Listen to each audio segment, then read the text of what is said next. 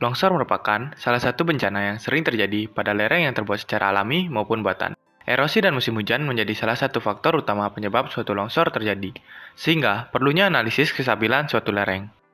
Salah satu lereng yang akan dianalisis adalah lereng yang berada di daerah Cigania, Sukatani.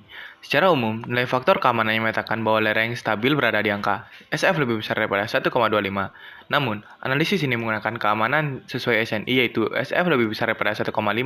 Karena tingkat ketidakpastian kondisi analisis dikategorikan tinggi, kondisi geologi sangat kompleks, kondisi tanah bervariasi, serta penyelidikan tanah tidak konsisten dan tidak dapat diandalkan. Namun dengan catatan, biaya perbaikan lereng sebanding dengan biaya tambahan untuk merancang lereng yang lebih konservatif. Analisis awal yang dilakukan adalah meninjau topografi, serta meninjau jenis lapisan tanah pada borehole, serta meninjau karakteristik setiap lapisan tanah melalui cara merata-ratakan nilai NSPT, lalu menentukan korelasi yang tepat untuk jenis tanah tersebut. Selanjutnya, menentukan area potong yang dirasa memiliki data paling lengkap, serta dapat mewakili area di sekitar.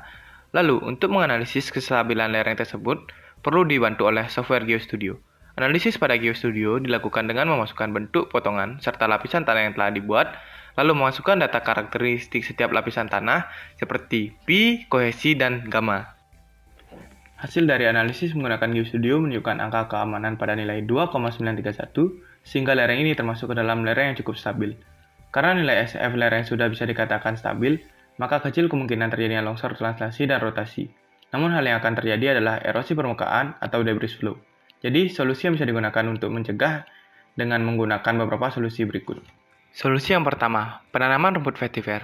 Karena akar rumput ini mampu tumbuh sangat dalam dan mengikat partikel tanah, sehingga tanaman ini sangat cocok untuk memperkuat kestabilan lereng serta menahan erosi permukaan. Dan tanaman ini bisa hidup di berbagai jenis tanah dan pada cuaca yang ekstrim. Namun kekurangannya adalah perlunya waktu agar akar ini benar-benar kuat menambah kestabilan lereng. Solusi yang kedua, bronjong dan terasering. Terasering bertujuan untuk memperkecil kelandaian dan penggunaan bronjong karena dapat didatakan mengikuti pergerakan tanah tanpa merusak pondasi dasarnya, dan dapat dikatakan bahwa bronjong ini bersifat fleksibel. Selain itu, bronjong jauh lebih murah dibandingkan dengan penggunaan dinding penahan tanah berbahan dasar beton. Namun, bronjong ini memiliki sedikit kekurangan karena konstruksi bronjong yang terkadang harus dibuat di lahan yang berukuran lebar, karena jika dibuat di areal yang kecil, bronjong tidak berfungsi dengan efektif. Selanjutnya kita analisis kembali menggunakan GeoStudio dan mendapatkan hasil 4,199 yang menunjukkan bahwa lereng ini lebih stabil daripada sebelumnya.